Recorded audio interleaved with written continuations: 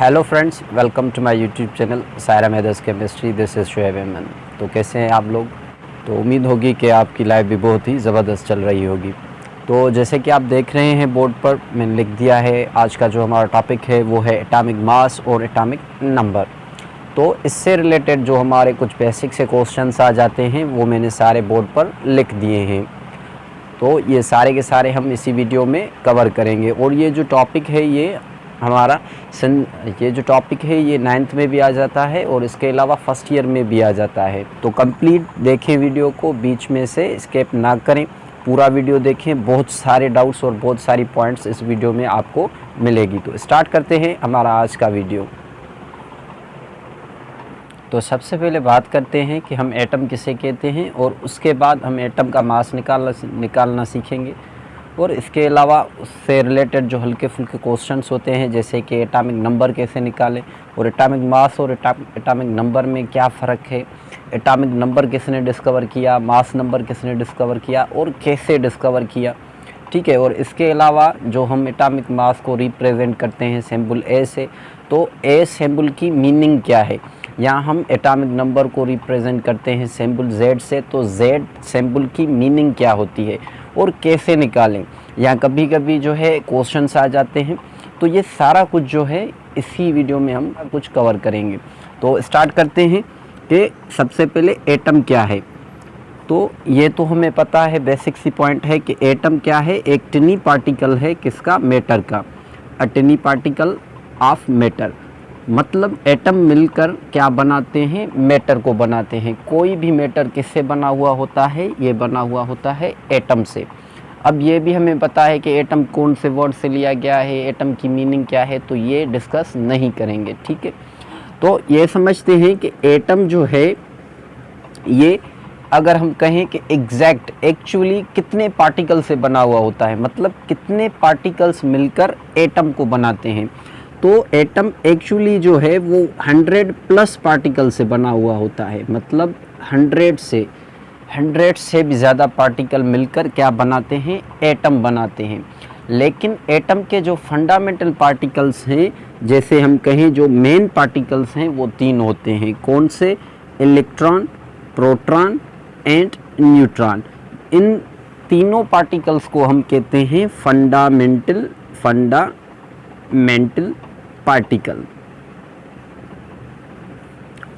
Particles. तो इससे related भी एक क्वेश्चन आ जाता है कि जैसे इलेक्ट्रॉन, प्रोटॉन और न्यूट्रॉन मिलकर एटम को तो बना रहे हैं, लेकिन ये खुद किस पार्टिकल से बने हुए हैं। तो ये फंडामेंटल पार्टिकल्स जो हैं ये बने हुए होते हैं क्वार्क पार्टिकल से। किससे बने हुए होते हैं? क्वार्क पार्टिकल से। और ये क्वार्क में भी जो है क्या होते हैं, टाइप्स होते हैं। तो इधर थोड़ा सा समझते हैं कि ये कौन से जो टाइप से बने हुए होते हैं। तो ये बने हुए होते हैं अप क्वार्क और डाउन क्वार्क से, अप क्वार्क और डाउन क्वार्क से। वीडियो बेसिक सा ही होने वाला है, लेकिन बहुत ही इंफॉर्मेटिव होगा, ठीक है। बेसिक की बातें होंगी लेकिन बहुत इंफॉर्मेटिव होगी। तो अब बात करते हैं कि हम क्वार्क जो है ये तो बना लेता है किसे, मतलब सब एटॉमिक पार्टिकल्स को। तो इन्हें फंडामेंटल पार्टिकल्स के अलावा सब एटॉमिक पार्टिकल्स भी कहा जाता है। तो ये चीज़ भी आप थोड़ी ध्यान में रख लेना कि इनका जो दूसरा नाम है वो क्या है, सब एटॉमिक पार्टिकल भी है। तो क्वार्क जो है सब एटॉमिक पार्टिकल्स को फॉर्म कर रहा है, लेकिन क्वार्क खुद किससे बना हुआ है? तो क्वार्क जो है ये बना हुआ होता है गॉड पार्टिकल से। किससे बना हुआ होता है? गॉड पार्टिकल से। अब गॉड पार्टिकल का जो सेकंड नेम है वो है Higgs boson particle, Higgs boson particle. और ये पार्टिकल सबसे पहले जो है डिस्कवर किया पीटर हिग्स ने, और इसी से इस पार्टिकल का नाम जो है इस साइंटिस्ट से ही इस पार्टिकल का नाम पड़ा हिग्स बोसोन पार्टिकल। अब हिग्स बोसोन पार्टिकल किसी से नहीं बना हुआ, ये एनर्जी है। ये कुछ सेकंड्स के बाद डिस्ट्रॉय हो जाता है और उसके बाद फॉर्म करता है किसे? क्वार्क को। और क्वार्क क्या करता है? क्वार्क इलेक्ट्रॉन, प्रोटॉन और न्यूट्रॉन को फॉर्म करता है। इसके अलावा हिग्स बोसोन पार्टिकल की एक और प्रॉपर्टी है, मतलब एक और ख़ासियत आ जाती है कि ये जनरेट करता है ये प्रोड्यूस करता है या ये जनरेट करता है एक फील्ड को, जैसे हम कहते हैं हिग्स बोसोन फील्ड। ये एक फील्ड बनाता है जिसे हिग्स बोसोन फील्ड कहा जाता है। अब हिग्स बोसोन फील्ड का फंक्शन क्या है, ये क्या करती है? तो हिग्स बोसोन फील्ड किसी भी पार्टिकल को मास प्रोवाइड करती है। हिग्स बोसोन फील्ड क्या करती है? किसी भी पार्टिकल को मास प्रोवाइड करती है। कैसे? जैसे कोई भी पार्टिकल हो, पहले ये समझें कि हम मास कह किसे रहे हैं। तो मास जो होता है वो हम कहते हैं, ऐसा आप समझ लें, वेट को ही कहते हैं। लेकिन वेट और मास में फ़र्क है। मास हमारा क्या होता है? कांस्टेंट होता है। अभी के लिए ये थोड़ा सा समझ लें, मास क्या होता है? कांस्टेंट होता है। लेकिन वेट जो है वो कांस्टेंट नहीं होता, ये वेरिएबल होता है।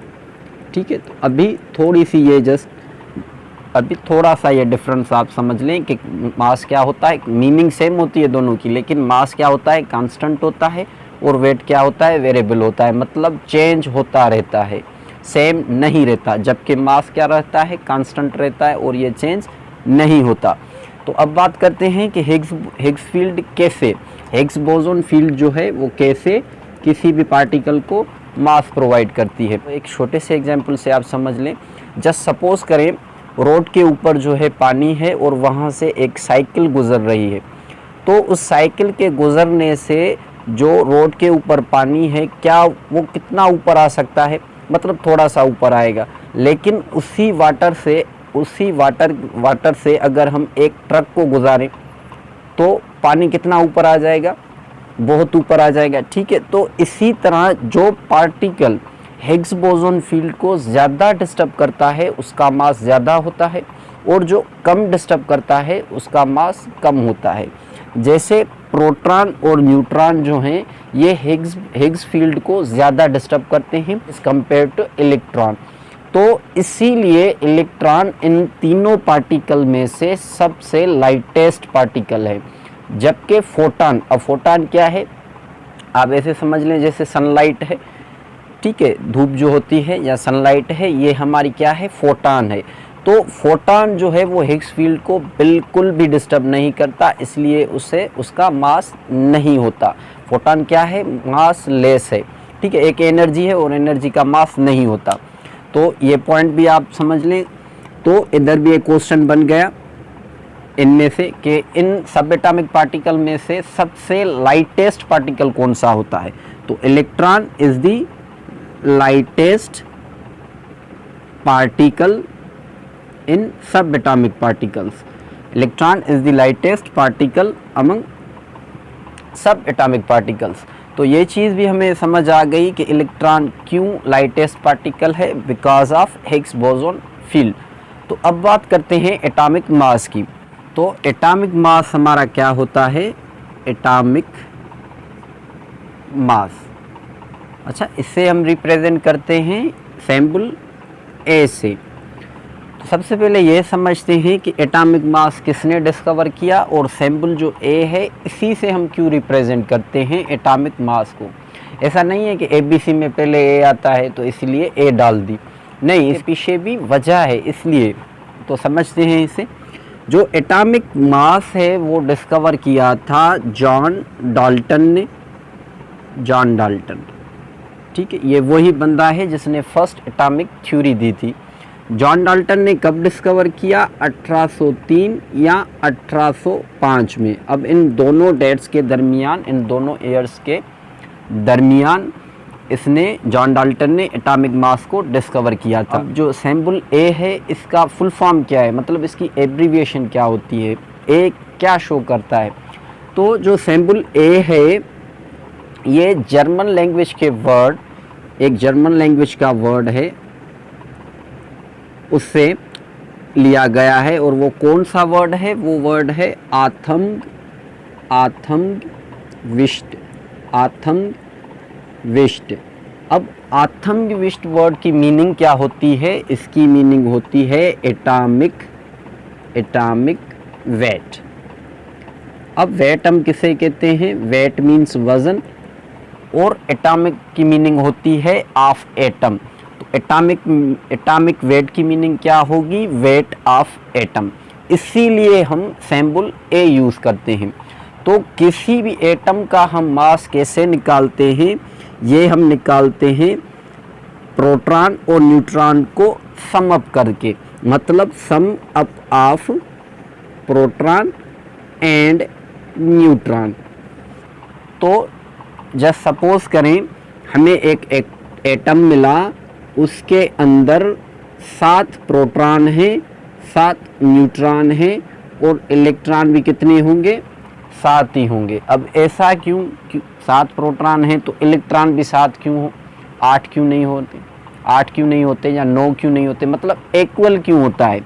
तो इसकी वजह ये है कि अगर इलेक्ट्रॉन का तादाद बढ़ जाए, जैसे कि प्रोटॉन यहाँ 7 हैं और इलेक्ट्रॉन अगर 8 हों, तो एटम के ऊपर नेगेटिव चार्ज आ जानी है।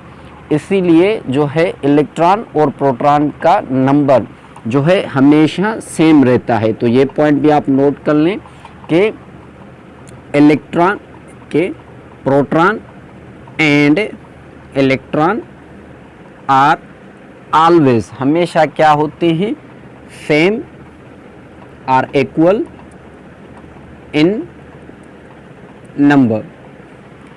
ठीक है, तो ये चीज़ भी आपको समझ में आ गई। अब इस एटम का मास कैसे निकालें, तो प्रोटॉन और न्यूट्रॉन को सिंपली ऐड कर दो, तो 7 और 7 कितने हुए, 14।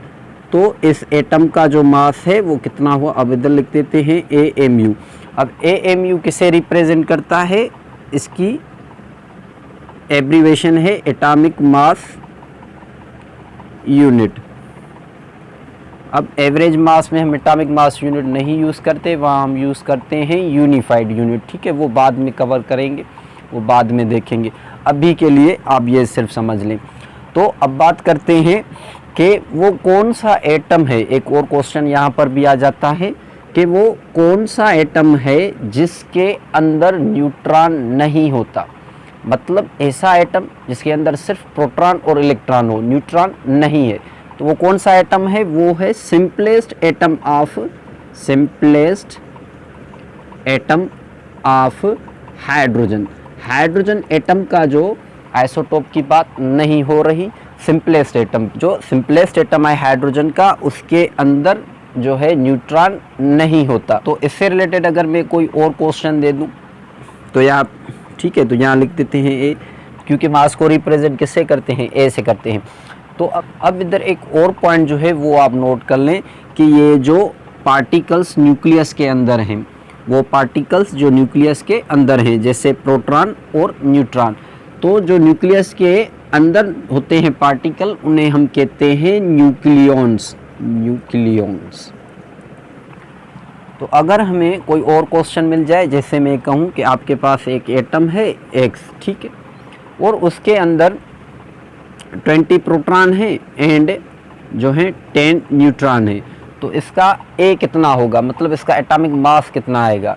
तो 20 + 10 कितने हो जाएंगे, 30। तो A 30, इधर आप AMU लगा सकते हैं, ठीक है, लिखने के लिए। तो एटॉमिक मास जो है वो जॉन डाल्टन ने निकाला कैसे था, मतलब कैसे निकाला, तो ये जॉन डाल्टन ने निकाला था through ratio of hydrogen in water, और उसके अलावा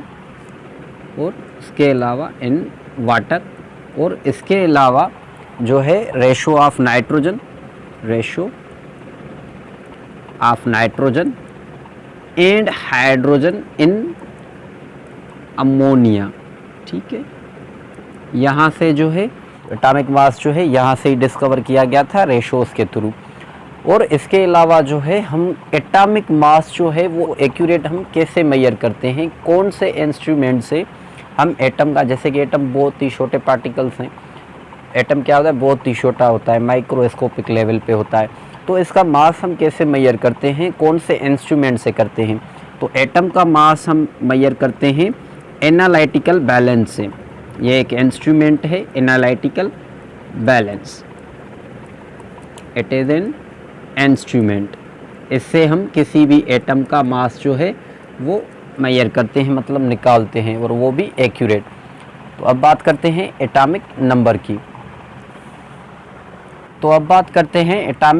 की। तो एटॉमिक नंबर जो है ये हम रिप्रेजेंट करते हैं, एटॉमिक नंबर ये हम रिप्रेजेंट करते हैं Z के साथ, ठीक है।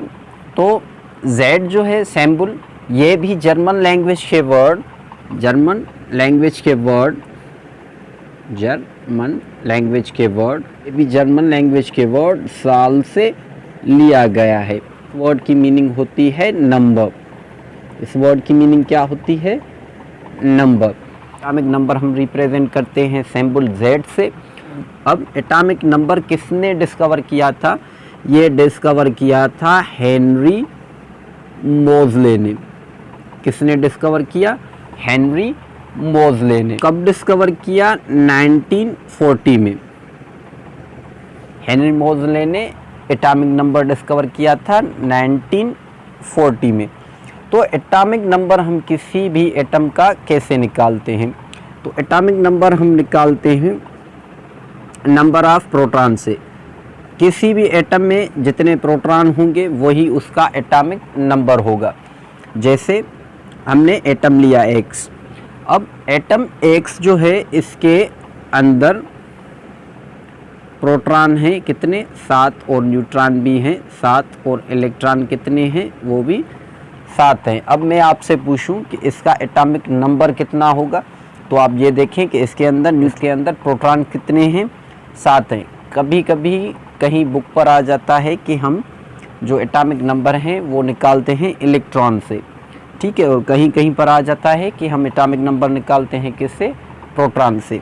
आप जिससे भी ले लें कोई फ़र्क नहीं पड़ता, क्योंकि प्रोटॉन और इलेक्ट्रॉन का नंबर जो है वो इक्वली आता है किसी भी एटम में, हमने अभी पढ़ा, ठीक है। तो यहाँ पर प्रोटॉन कितने हैं, 7 हैं, और इलेक्ट्रॉन भी कितने हैं, 7 हैं। तो इस एटम का एटॉमिक नंबर क्या आएगा, का नंबर आएगा Z7, ठीक है।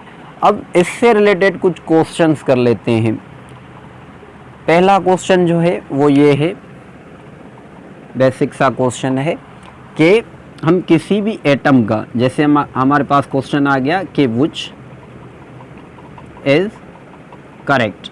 अब नीचे ऑप्शन दे दिए A, X, Z, B, ठीक है, इधर Z और इधर A, और इसके अलावा एक और आ गया C, और यहाँ पर दे देते हैं A और यहाँ पर Z, और उसके बाद D। अब D में क्या है, Z, A, और उसके बाद Z और A, उसके बाद आ जाता है E, और E में क्या है, A और Z। तो इन ऑप्शन में से कौन सा ऑप्शन सही है, मतलब किसी भी एटम का जो है हम नंबर और मास कहाँ पर लिखें। जैसे हमने यहाँ पर एक एटम लिया है X वाला, ठीक है, अब इसका मास जो है वो यहाँ पर लिखें और नंबर यहाँ पर लिखें, ये ठीक है। जो एटॉमिक नंबर है वो यहाँ लिखें और मास यहाँ पर लिखें, मतलब कौन सा ऑप्शन इनमें से सही है, थोड़ा गैस करें आप कौन सा सही होगा। तो A जो है ये एक्यूरेट है, ये दुरुस्त है, ये सही है, ये राइट आंसर है। किसी भी एटम का आप एटॉमिक जो मास है वो ऊपर लिखेंगे और नीचे आप लगाएंगे एटॉमिक नंबर। से रिलेटेड और क्वेश्चंस आ जाते हैं तो वो भी सॉल्व करते हैं। तो जैसे हमें क्वेश्चन मिला कि इफ़ एन एटम हैज़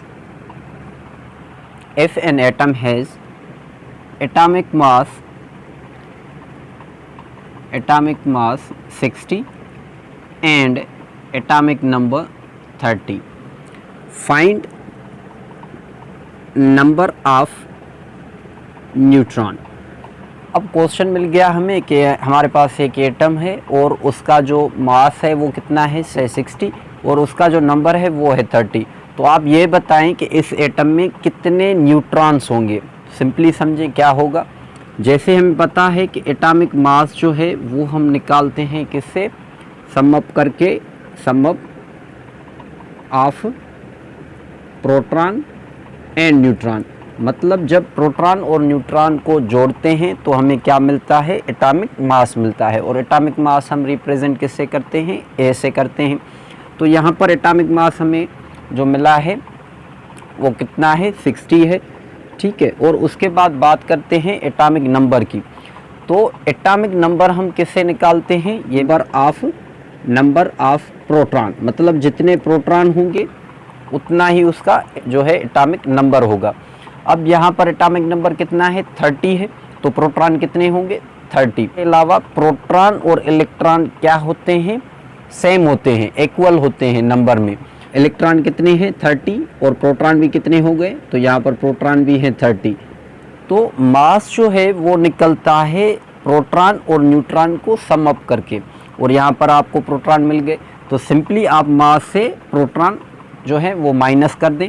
तो 60 से अगर हम 30 माइनस करेंगे तो कितना आएगा, 30, और न्यूट्रॉन कितने हैं, 30, तो इसका आंसर आ जाएगा 30।